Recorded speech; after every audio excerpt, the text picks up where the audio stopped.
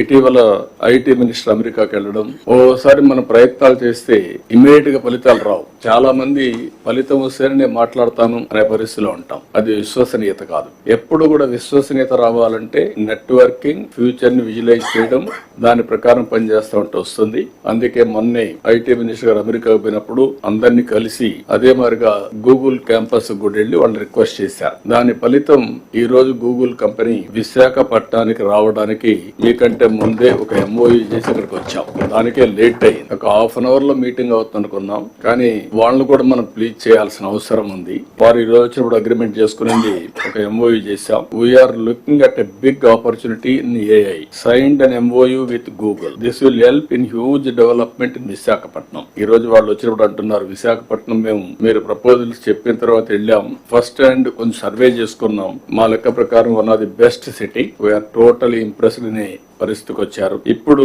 Big firms like Google గాని ఇక్కడికి వస్తే, విశాఖపట్నానికి వస్తే స్ట్రాటజిక్ ఇన్వెస్ట్మెంట్ లో that is a game changer.